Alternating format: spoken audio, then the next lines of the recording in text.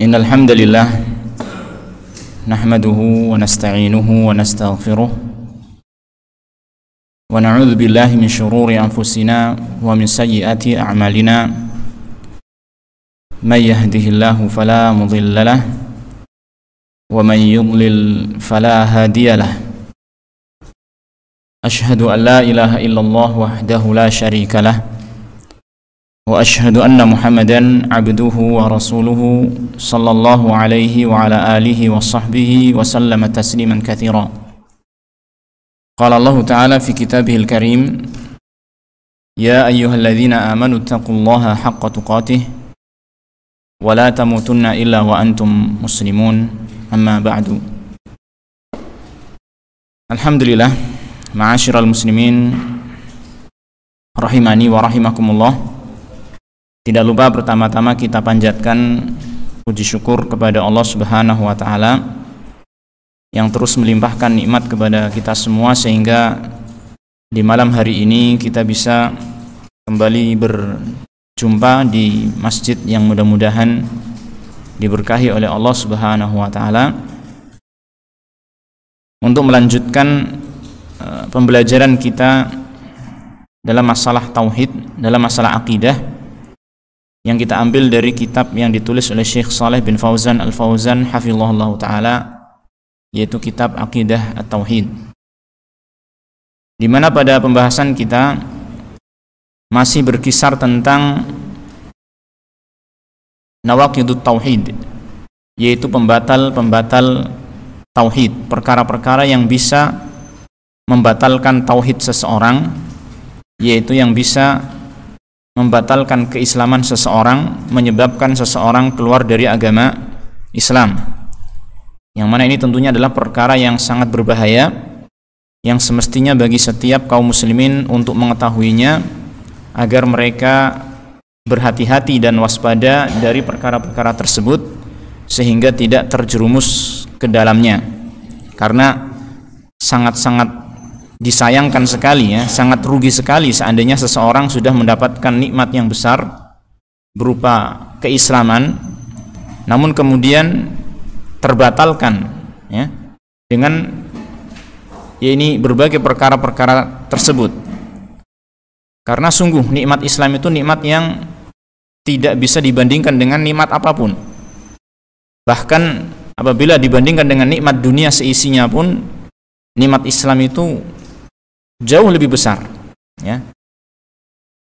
Bayangkan saja di dalam Islam, ya kan, ada sebuah amalan yang itu amalan yang sepele tetapi ternyata lebih baik daripada dunia dan seisinya, yaitu apa? 2 rakaat sebelum subuh. Rakaat al-fajri khairun minad dunya wa ma fiha. 2 rakaat sunnah sebelum subuh itu lebih baik daripada dunia dan seisinya. Padahal ini amalan ibadah sunnah yang hanya 2 rakaat. Coba bayangkan dengan amalan-amalan yang lainnya, yang salat wajibnya dan seterusnya.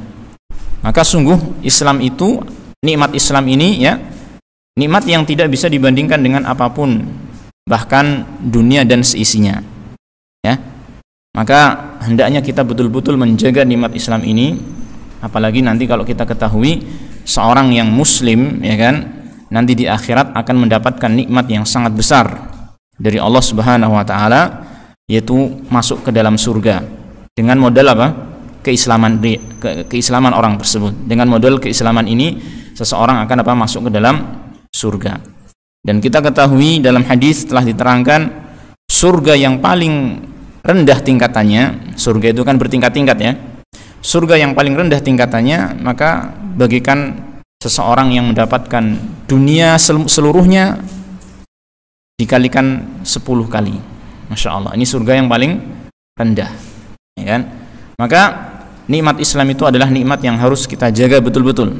Nah, di antaranya adalah kita mempelajari perkara-perkara yang bisa membatalkan keislaman kita, dan kita berhati-hati darinya, berwaspada darinya, jangan sampai diri kita terjerumus ke dalam perkara-perkara tersebut. Nah, kemarin kita sampai pada poin yang ke-6. Di antara pembatal Islam atau pembatal tauhid adalah man istahza'a bi syai'in min dinir rasuli aw thawabihi aw iqabihi, Itu orang yang olok-olok ya, berolok-olok ataupun mengolok-olok sesuatu dari agamanya Rasul Muhammad SAW, atau sesuatu dari pahala yang dijanjikan di dalam agama ini, au iqabihi, atau mengolok-olok sesuatu dari hukuman yang telah diancamkan di dalam agama ini, maka orang tersebut kafir. Ya, intinya adalah menjadikan sesuatu dari agama ini, baik tentang Allah, baik tentang Rasulullah SAW, ataupun tentang agama ini, syiar-syiar agama ini, ya kan, ataupun tentang pahala dan ancaman ataupun hukuman tadi, siksaan gitu ya, ataupun apa saja yang berkaitan dengan agama ini kok dijadikan sebagai bahan candaan, bahan olok-olok, maka itu sesungguhnya merupakan perkara yang sangat besar dan dia bisa mengeluarkan dari Islam. Syekh Abdurrahman bin Nasir Sa'di rahimahullah ta'ala dalam tafsirnya mengatakan, al-istihza'u billahi wa rasulihi kufrun mukhrijun 'anid din, li'anna asla ad-dini mabniyun 'ala ta'zimillahi wa ta'zimi dinihi wa rusulihi. Sesungguhnya perbuatan mengolok-olok Allah tabaraka wa ta'ala dan Rasulnya sallallahu alaihi wasallam, dan tentunya juga agamanya gitu ya. Perbuatan mengolok-olok Allah, mengolok-olok Rasulullah SAW, ayat-ayatnya, agama Allah Ta'ala, ini adalah kekafiran yang mengeluarkan dari agama Islam. Kata beliau, li'anna aslad dini mabniyun ala ta'zimillahi wa ta'zimi dinihi wa rusulihi. Karena agama ini, ya, landasan agama ini terbangun di atas sikap pengagungan kepada Allah. Landasan agama ini terbangun di atas sikap pengagungan kepada Allah dan pengagungan kepada agama Allah Ta'ala dan Rasulnya. Nah, jadi agama kita, ya, kita bangun di atas apa? Sikap pengagungan kita kepada Allah Subhanahu wa Ta'ala. Sehingga kata beliau, wal istihza'u bi syai'in min dzalika munafin li hadzal asli wa munaqidun lahu ashaddal munaqadah. Sedangkan istihza' bi syai'in min dzalika, menjadikan hal itu sebagai perolok-olokan, bahan olok-olok, ya, bahan candaan, ya, menjadikan Allah, ayat-ayatnya, kemudian Rasulnya sallallahu alaihi wasallam, kemudian agama ini secara umum sebagai bahan candaan, bahan olok-olok, ya, maka ini adalah apa? Bertentangan dengan landasan dari agama ini, ya. Dan bahkan dia dikatakan oleh beliau, dia munaqidun lahu asyaddal munaqadhah, sangat-sangat kontradiksi ataupun bertentangan dengan landasan dasar ataupun pokok dari agama ini. Ya, sehingga di sini kita ketahui tidak mungkin bahwasanya orang yang betul-betul beragama, ya, betul-betul menjaga keimanannya, muncul dari dirinya sikap mengolok-olok agama Allah. Tidak mungkin, ya. Adapun ketika ada orang yang menjadikan agama Allah Ta'ala sebagai bahan candaan, bahan olok-olok, ya, maka menunjukkan bahwasanya di dalam hatinya itu terdapat sikap meremehkan agama dan tidak mengagungkan agama Allah Subhanahu wa Ta'ala. Dari sinilah kita mengetahui bahwasanya al-istihza' bi syai'in min hadzal din kufrun mukhrijun minal millah. Kita ketahui bahwasanya memperolok-olok agama ini, ya, merupakan salah satu sikap mengeluarkan dari agama Islam. Nah, baik, barangkali mungkin cukup ya untuk yang keenam. Kemudian kita masuk yang ketujuh. Di antara pembatal Islam ataupun pembatal tauhid, yang ketujuh adalah as-sihru, sihir. Ya, sihir merupakan salah satu pembatal tauhid ataupun pembatal Islam. Sihir, ma'asyiral muslimin rahimani wa rahimakumullah, kalau kita tinjau dari sisi bahasa, maka para ulama telah menjelaskan bahwasanya sihir adalah segala sesuatu yang memiliki sebab yang samar dan lembut. Ya, segala sesuatu yang memiliki sebab yang samar ataupun lembut, itu secara bahasa disebut apa? Sihir. Sehingga dalam hadis pernah Rasulullah SAW mengatakan, inna minal bayani sihran. Inna minal bayani la sihran. Di antara bentuk penjelasan dia termasuk sihir. Di antara bentuk penjelasan yang disampaikan oleh manusia, dia termasuk apa? Sihir. Termasuk apa? Sihir. Kenapa beliau SAW menyebutkan penjelasan itu termasuk sihir? Yaitu kadang ada seseorang yang bisa beretorika dengan indahnya, ya enggak? Sehingga memukau orang yang mendengarnya, sehingga mempengaruhi orang tersebut, terpengaruh dengan apa yang disampaikan oleh pembicara, sehingga dikatakan pembicara itu menyihir para pendengarnya. Betul enggak? Ya enggak? Dalam bahasa kita juga seperti itu kan? Maka kalimat ini yang ada dalam hadis, di antara penjelasan merupakan sihir, maka sihir dalam hadis tersebut bukanlah sihir secara syar'i. Maksudnya bukanlah sihir dalam pengertian syar'i yang akan kita bahas ini, tetapi dia sihir secara apa? Bahasa. Segala sesuatu yang memiliki sebab yang lembut, yang samar. Ketika seseorang berbicara begitu saja kok ada orang terprovokasi, terpengaruh, maka gimana sih kok bisa terpengaruh ya? Kita nggak tahu sebabnya apa. Ya, tidak ada yang zahir, hanya sekedar penjelasan saja. Maka ini termasuk apa? Sihir secara bahasa. Ini kalau kita tinjau kata sihir secara bahasa, maka itu mencakup segala sesuatu yang memiliki sebab yang lembut dan samar. Akan tetapi tentunya yang dimaksud di sini oleh penulis bukanlah sihir secara bahasa, tetapi sihir dalam istilah syar'i. Dalam istilah syar'i maksudnya dalam maksud yang diinginkan oleh syariat. Yaitu apa itu sihir secara syar'i? Yaitu segala macam simpul, kemudian jampi-jampi, mantra-mantra, ya, yang dilakukan oleh seseorang untuk memberikan pengaruh kepada orang lain dalam hati atau badannya dengan bantuan syaitan. Dengan bantuan apa? Syaitan. Apa tadi? Saya ulangi. Sihir secara syar'i, sebenarnya kalau kita lihat para ulama menjelaskan tentang definisi sihirnya, maka beraneka ragam redaksinya. Ini saya ambil salah satunya saja untuk mempermudah. Yaitu apa tadi? Ikatan ataupun simpul. Simpul ataupun ikatan-ikatan dan mantra-mantra, jambi-jambi, ya kan? Yang dilakukan oleh seseorang untuk memberikan pengaruh terhadap orang lain di dalam hatinya atau pada fisiknya dengan bantuan apa? Syaitan. Dengan bantuan syaitan. Nah, ini sihir yang dimaksud dalam pembahasan kita. Maka sihir yang seperti ini, inilah yang akan mengeluarkan seseorang dari Islam jika dia melakukannya, seperti yang akan disampaikan beliau. Lalu beliau mengatakan di sini, minhu, di antara bentuk sihir, di antara contoh sihir adalah as-sarfu wal atfu. As-sarfu wal atfu. Apa itu yang dimaksud dengan as-sarfu wal atfu? Ini di sini ada dalam kurung, ya. Dalam kurung ini adalah penjelasan dari Syekh Shalih Al-Fauzan. Karena pada dasarnya apa yang beliau sampaikan di dalam penjelasan tentang Nawaqidul Islam ini adalah menukil dari siapa? Syekh Muhammad bin Abdul Wahhab. Ya, seperti disebutkan di awalnya itu di sini di halaman sebelumnya, dzakaraha Syekhul Islam Muhammad bin Abdul Wahhab fi qaulihi, dan seterusnya.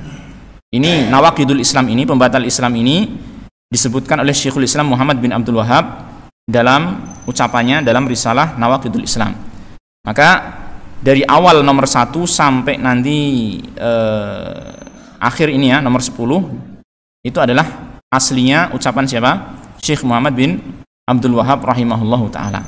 Maka ketika beliau menjelaskan tentang sihir ini disebutkan dalam kurung, maka ini adalah penjelasan dari Syekh Shalih Al-Fauzan hafizahullahu ta'ala. Dalam kurung ini beliau menjelaskan tentang apa itu sarf, apa itu ataf, yang dia merupakan contoh dari apa? Sihir. Beliau mengatakan la'allahu yaqsidu amala ma yasrifu ar-rajula an hubbi zawjatihi aw amala ma yuhabbibuha ilaihi. Barangkali beliau bermaksud dengan kalimat sarf dan ataf ini adalah perbuatan yang bisa memalingkan seorang laki-laki dari mencintai istrinya atau amalan yang bisa menjadikan wanita itu mencintai laki-laki tersebut. Ini adalah as-sarfu wal atfu yang merupakan bagian dari sihir. Jadi sarf itu sihir yang bisa memalingkan seseorang dari istrinya, memalingkan seseorang dari mencintai istrinya. Tadinya saling memiliki kecintaan antara keduanya, disihir sehingga saling membenci antara suami dan istri. Ada nggak yang seperti ini? Ada ya? Ada. Dan itu disebutkan juga dalam surat Al-Baqarah yang menjadi dalil tentang kafirnya perbuatan sihir. Nah, adapun al-atfu, maka ini yang dimaksud adalah perbuatan sihir untuk menjadikan seseorang mencintai orang lain, seorang wanita mencintai orang lain. Mungkin ini yang sering kita kenal dengan apa? Sihir apa? Pelet atau pengasihan atau yang semacamnya gitu ya. Nah, ini contoh dari sihir. Dan tentunya yang seperti ini, ya kan, kalau dilakukan dengan cara membuat simpul, kemudian apa tadi, mantra-mantra, jompa jampu, ya kan, terus apa lagi, ya semacamnya lah ya, dengan cara-cara seperti itu, ya, untuk menjadikan hati orang tertarik kepada seseorang ataupun membenci seseorang, yang itu dilakukan dengan bantuan syaitan, maka pada hakikatnya itulah sihir yang membuat pelakunya itu apa? Kafir. Ya.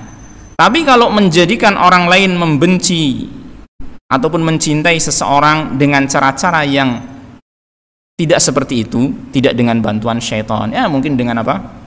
Dengan berhias ataupun apa, itu bukan sihir maksudnya ya. Tidak termasuk apa? Tidak termasuk sihir. Apalagi kalau misalkan suaminya ingin menjadikan istrinya lebih cinta kepadanya, dikasih uang banyak gitu. Nanti akan mencintainya, tapi itu bukan sihir. Itu bukan apa? Sihir. Baik. Ini contoh. Dan contoh sihir yang lain seperti santet, ya kan? Santet. Seseorang kadang membenci orang lain kemudian datang ke tukang sihir ingin menzalimi atau ingin mencelakai orang yang dia benci, maka datang ke dukun minta disantet orang tersebut. Ini juga sihir. Nah, yang semacam ini kata beliau, faman fa'alahu kafara, faman fa'alahu aw radiya bihi kafara. Barang siapa yang melakukannya, berarti siapa? Tukang sihirnya, ya kan? Yang melakukan sihir berarti siapa? Tukang sihirnya atau dukunnya. Aw radiya bihi, atau orang yang ridho dengan perbuatan tukang sihir, perbuatan sihir tersebut, berarti siapa? Misalnya adalah siapa? Contohnya adalah siapa? Orang yang minta kepada dukun untuk dilakukan sihir, maka orang tersebut kafir. Bukan hanya tukang sihirnya, tapi apa? Orang yang tidak bisa menyihir tetapi dia minta dukun untuk apa? Menyihirkan seseorang, maka juga dia kafir karena dia ridho. Nah, dia ridho terhadap perbuatan sihir tersebut. Nah, baik. Dalilnya, wad dalilu qauluhu ta'ala, dalil yang menunjukkan bahwasanya sihir itu adalah perbuatan yang kufur, mengeluarkan dari Islam, adalah firman Allah Ta'ala dalam surat Al-Baqarah ayat 102, wa ma yu'allimani min ahadin hatta yaqula innama nahnu fitnatun fala takfur. Dan tidaklah keduanya, yang dimaksud dengan keduanya di sini adalah sebagaimana zahir dari ayat tersebut adalah malaikat Harut dan Marut, ya, yang dia berada di negeri Babil, yang Allah Ta'ala turunkan dua malaikat tersebut sebagai ujian bagi manusia. Jadi ada malaikat yang Allah turunkan sebagai ujian bagi manusia, ya. Keduanya tidaklah mengajarkan min ahadin kepada seseorang, yaitu mengajarkan sihir kepada seseorang, hatta yaqula, sampai keduanya mengatakan innama nahnu fitnatun, sesungguhnya kami ini hanya cobaan saja, hanya ujian bagi kalian, fala takfur, maka janganlah kalian kufur, janganlah kamu kufur. Artinya Allah Subhanahu wa taala di sini memberikan ujian kepada manusia dengan menurunkan dua malaikat Harut Marut, ya kan, di negeri Babil, yang Allah Ta'ala tugaskan untuk menjadi ujian bagi manusia, mengajarkan apa? Sihir, ya. Dan setiap kali ada orang yang minta diajarkan sihir kepada malaikat ini namanya ujian kan, maka dia langsung mengatakan, menjelaskan kepada manusia, ini itu kufur, kamu jangan belajar gitu loh. Ini tuh kufur gitu ya. Ini menguji manusia ya, menguji manusia apakah mereka akan terus minta belajar sihir padahal itu kufur ataukah tidak ya. Sedangkan malaikat ini sudah menjelaskan terang-terangan ini adalah kufur. Baik. Maka di sini dalil ini sangat jelas sekali menunjukkan bahwasanya apa? Sihir itu adalah kekafiran yang bisa mengeluarkan dari Islam. Baik. Ini secara dalil jelas insyaallah ya kan. Kemudian mungkin kita bisa menjelaskan lebih lanjut lagi, kok bisa sihir itu dikatakan sebagai kekufuran? Tadi kita sebutkan dalam definisi bahwasanya apa?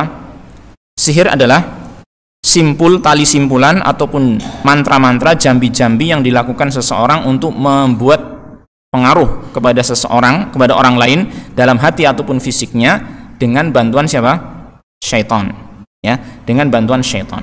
Nah, kita kalau ingin tahu ini dari mana kok dia menjadi kafir, maka ternyata sihir itu tidak bisa dilakukan oleh seorang dukun ya. Sihirnya itu tidak akan bisa dilakukan oleh seorang dukun kecuali dengan bantuan apa? Syaitan. Dan syaitan tidak akan membantu si dukun kecuali dengan perjanjian sebelumnya. Kecuali dengan apa? Perjanjian sebelumnya, di mana biasanya perjanjiannya adalah apa? Dukun mentaati syaitan dalam perkara-perkara yang mungkar. Dukun mentaati syaitan dalam perkara yang mungkar. Dan ini sudah merupakan bentuk apa? Syirik kepada Allah Subhanahu wa taala. Jadi merupakan bentuk syirik kepada Allah Subhanahu wa taala. Nah, di antaranya disebutkan oleh para ulama, ada di antara perjanjian antara setan dengan dukun ini misalnya adalah apa? Menjadikan mushaf sebagai pijakan ketika buang air. Ada juga yang menjadikan syarat perjanjian dalam sihirnya itu disuruh menuliskan ayat-ayat tertentu dengan darah haid. Ada juga yang membuat perjanjian harus mengencingi mushaf Al-Quran. Ini lihat, sudah perbuatannya itu adalah perbuatan yang jelas-jelas kekufuran ya kan, menjadikan mushaf sebagai pijakan kaki itu kan, dan lain sebagainya. Ditambah lagi ini adalah merupakan bentuk ketaatan kepada apa? Syaitan. Dan ini kesyirikan dan kekufuran yang sangat besar. Maka sihir hakikatnya adalah apa? Kesyirikan dan kekufuran kepada Allah Subhanahu wa taala. Maka betul-betul sihir ini merupakan perkara yang bisa mengeluarkan seseorang dari Islam. Maka hendaknya kita jauhi ya. Hendaknya kita jauhi. Dan sayang sekali ma'asyiral muslimin rahimani wa rahimakumullah, terkadang kaum muslimin itu tertipu oleh orang-orang yang secara lahiriah nampaknya dia sebagai orang-orang tokoh Islam ya kan, mungkin kiai atau mungkin ustadz ya, tetapi ternyata dia sebenarnya mengajarkan apa? Sihir, perkara-perkara yang aneh, perkara-perkara yang luar biasa ya. Lalu kemudian mereka menipu manusia bahwasanya ini adalah karomah. Ini adalah apa? Karomah. Padahal hakikatnya adalah apa? Sihir. Hakikatnya itu adalah sihir. Dan harus kita ketahui, ada perbedaan yang sangat mendasar antara karomah dengan sihir ya. Walaupun perbedaannya banyak, tetapi saya sebutkan salah satunya, bahwasanya yang namanya karomah itu adalah anugerah dari Allah Subhanahu wa taala secara spontan yang tidak bisa dipelajari dan bisa jadi tidak akan mungkin bisa diulangi dengan niat dari seorang yang diberi karomah ya. Ini karomah. Tapi kalau sihir, perkara yang bisa dipelajari. Sihir adalah perkara yang bisa dipelajari dan bisa diulang-ulang oleh orang yang mempraktekkan sihir tersebut. Sehingga kalau ada orang yang mempelajari sesuatu keajaiban, keanehan-keanehan ya dari seorang yang dikatakan sebagai kiai atau ustadz gitu, maka kita katakan sebenarnya itu bukan karomah. Itu adalah apa? Sihir. Sama dengan sihir-sihir yang lain, hanya saja mereka mungkin mengatakan sihir apa? Putih, ya kan? Ada sihir putih, ada sihir hitam. Ilmu putih, ilmu hitam. Sebenarnya itu hitam semua, ya kan? Tidak ada yang putih. Nah, toib. Yang putih hanyalah apa? Ilmu tauhid, ya kan, ilmu agama, ilmu syar'i yang betul-betul berasal dari Allah Subhanahu wa taala. Baik. Ini yang ketujuh ya. Insyaallah jelas ya.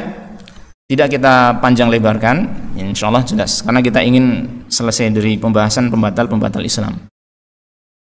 Bentar. Biar enggak terlalu melewati waktu Isya jam 18.51 ya. 51. Baik. Yang ke berapa? 8. Di antara pembatal Islam ataupun pembatal tauhid yang ke-8 adalah mudhaharatul musyrikin. Mudhaharatul musyrikina wa muawanatuhum 'alal muslimin.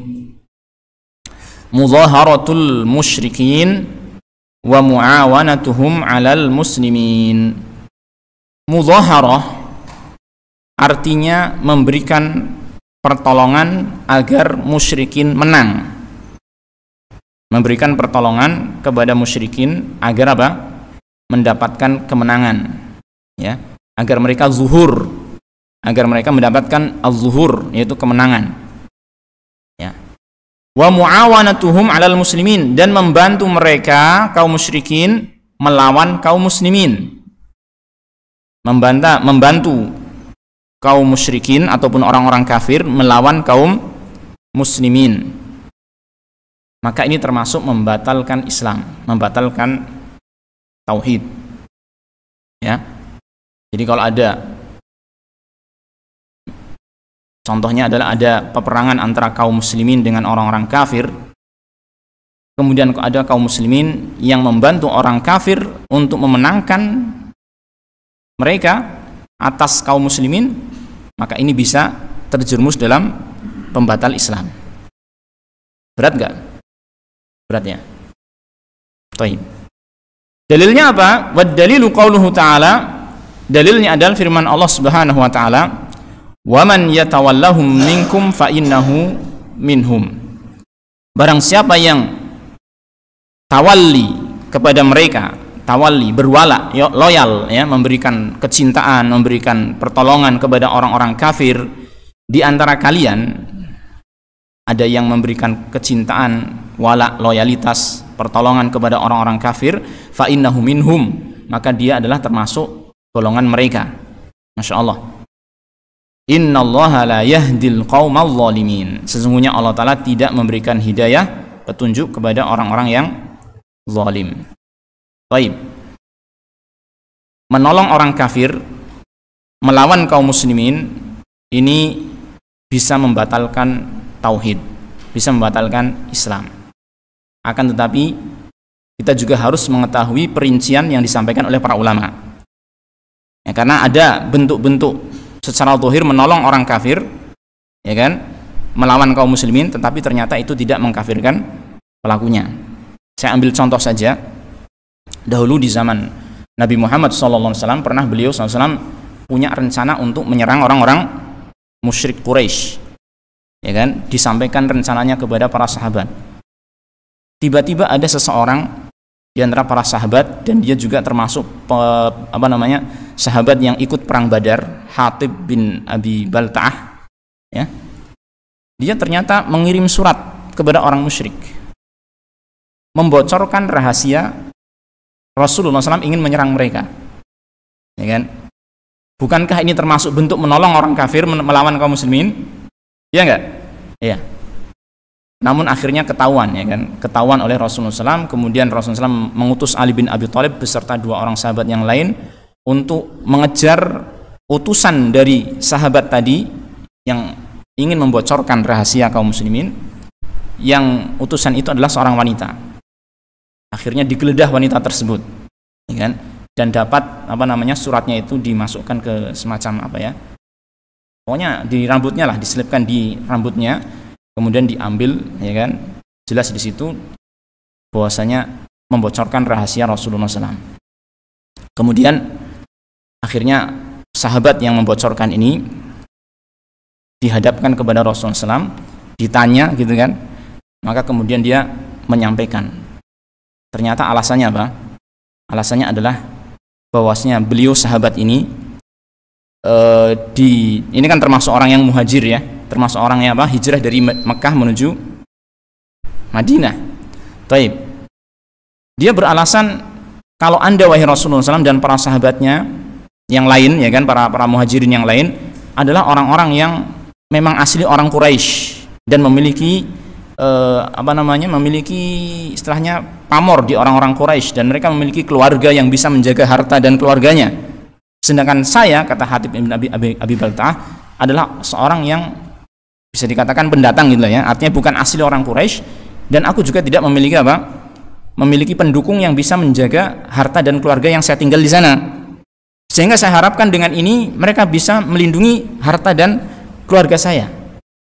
Lihat, ini berarti siapa sahabat ini ketika membocorkan rahasia Rasulullah SAW itu alasannya karena apa?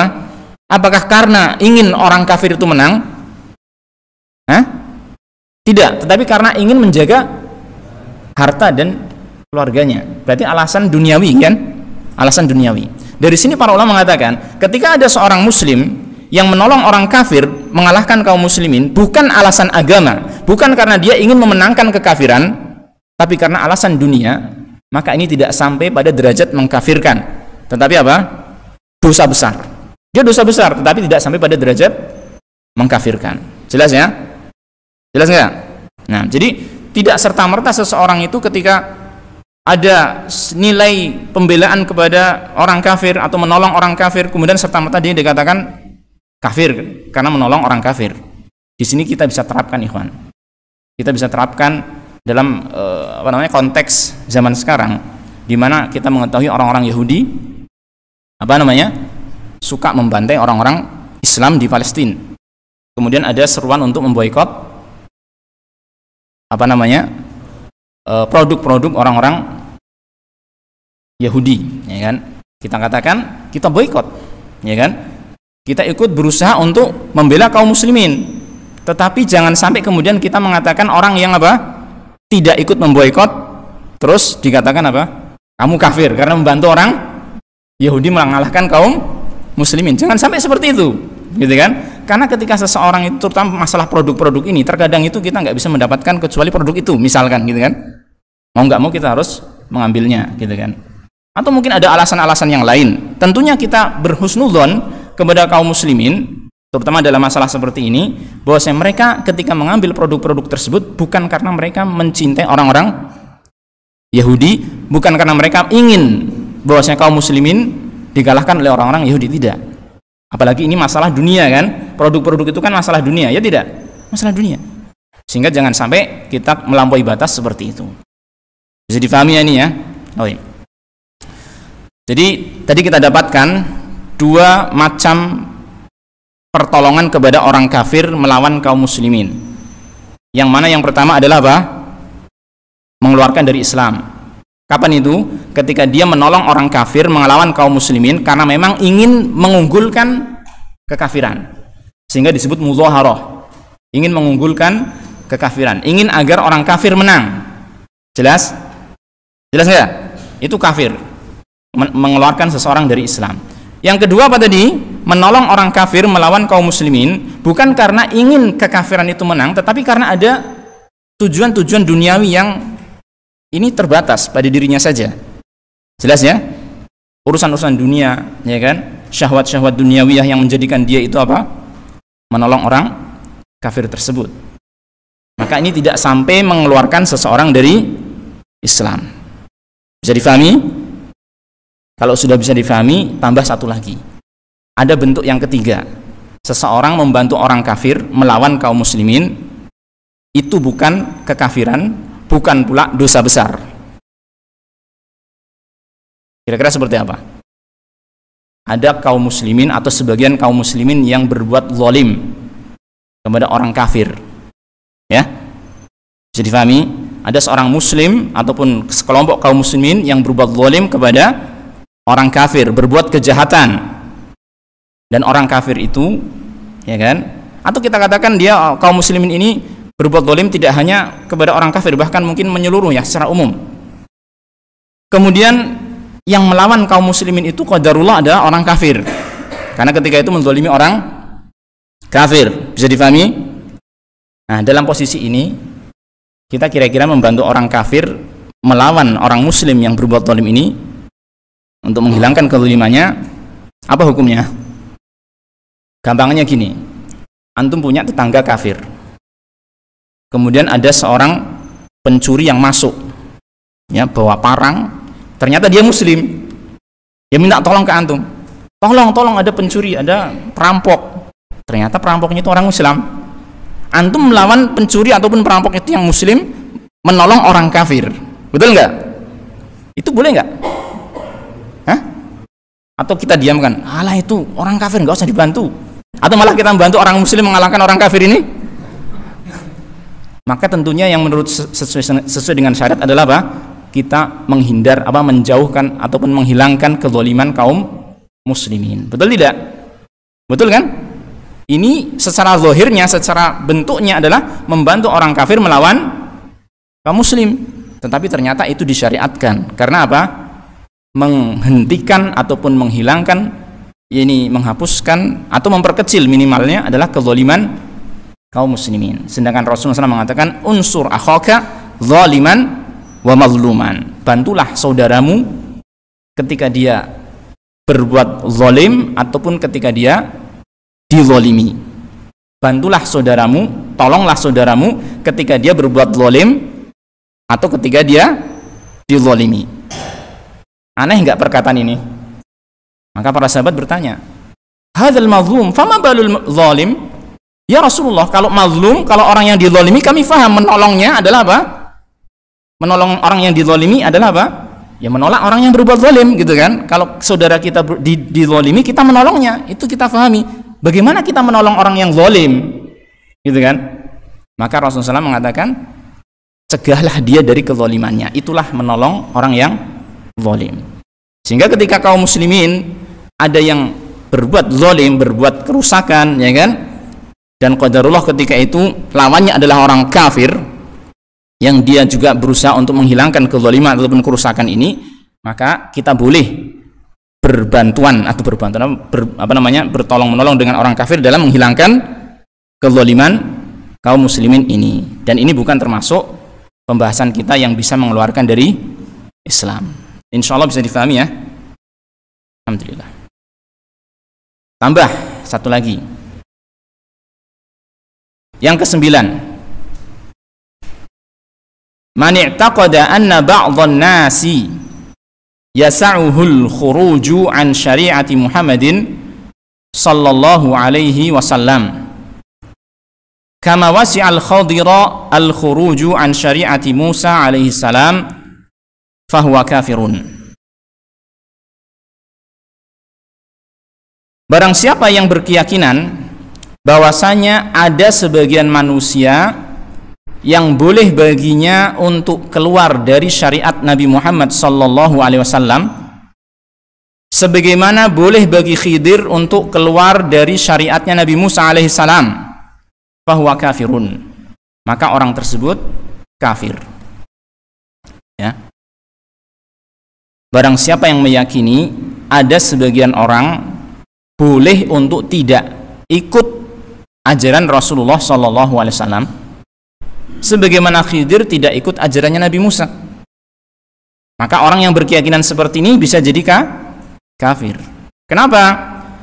Karena Allah Subhanahu wa taala telah mengutus Nabi Muhammad sallallahu alaihi wasallam, yakni sebagai apa? Rasul yang berlaku untuk semua umat manusia semenjak zaman beliau sampai hari kiamat. Qul ya ayyuhan nas inni rasulullah ilaikum jami'a. Katakanlah wahai Rasul, wahai manusia, aku adalah utusan Allah kepada kalian semua. Jadi Rasulullah SAW itu adalah utusan Allah yang memiliki keistimewaan, risalahnya itu berlaku untuk semua manusia.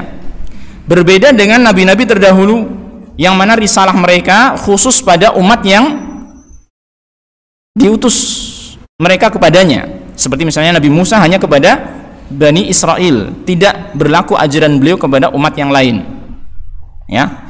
Sehingga kita ketahui bahwasanya Khidir yang dia bukan termasuk Bani Israel, dia tidak ada kewajiban untuk mengikuti Nabi Musa alaihissalam. Ya, tidak ada kewajiban untuk mengikuti Nabi Musa alaihissalam.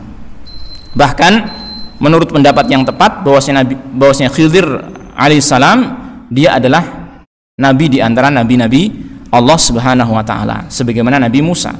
Kalau demikian maka sah-sah saja Nabi Khidir tidak mengikuti Nabi Musa karena dia memiliki syariat tersendiri, ya kan, memiliki syariat tersendiri. Nah, adapun setelah diutusnya Nabi Muhammad sallallahu alaihi wasallam, maka tidak ada yang sifatnya itu seperti Nabi Khidir alaihissalam. Semua manusia yang hidup setelah Nabi Muhammad sallallahu alaihi wasallam wajib untuk mengikuti Nabi Muhammad sallallahu alaihi wasallam. Maka barang siapa yang memiliki keyakinan fulan orang-orang tertentu itu tidak wajib untuk mengikuti syariat Nabi Muhammad sallallahu alaihi wasallam, maka dia bisa jadi apa? Kafir. Qultu wa kama ya'taqiduhu ghulatus sufiyyati annahum yasiluna ila darajatin la yahtajuna ma'aha ila mutaba'ati Rasul sallallahu alaihi wasallam. Aku katakan sebagaimana diyakini para ekstremis dari kalangan sufi, ya, mereka telah sampai kepada derajat tidak perlu lagi untuk mengikuti Rasulullah sallallahu alaihi wasallam. Jadi dari kalangan sufi itu ada yang berkeyakinan bahwasanya ketika seseorang sudah mencapai derajat tertentu, entah itu derajat ma'rifah, ya, atau hakikat, saya nggak tahu istilahnya, mungkin ma'rifah, mungkin hakikat, gitu kan. Yang ketika dia sampai derajat tersebut, maka dia mengatakan sudah tidak perlu lagi mengikuti syariat Rasulullah sallallahu alaihi wasallam. Sehingga kata mereka, khomer bagi orang ini yang sudah mencapai derajat ma'rifat mungkin, ya, sama saja dengan air putih. Masya Allah, khomer sudah sama dengan air putih, tidak lagi ada yang haram bagi mereka. Ini kayaknya kok luar biasa, ya. Nah, luar biasa. Maka ini adalah keyakinan yang kafir seperti itu. Jadi kalau ada keyakinan, seorang meyakini ada orang yang boleh untuk tidak mengikuti ajaran Rasulullah SAW, maka dia bisa keluar dari Islam. Nah, ini merupakan perkara yang sangat-sangat berbahaya, maka hendaknya kita waspada darinya. Taib, ma'asyiral muslimin rahimani wa rahimakumullah. Tinggal satu lagi yang nomor 10, insyaallah kita lanjut pada pertemuan yang akan datang. Mudah-mudahan apa yang kita sampaikan pada malam hari ini bermanfaat, menambah ilmu bermanfaat bagi kita semua, dan Allah memberikan taufik untuk kita mengamalkannya. Kita akhir wasallallahu wasallam ala nabiyyina Muhammadin wa ala alihi wa sahbihi ajma'in wa akhiru da'wana alhamdulillahi rabbil alamin.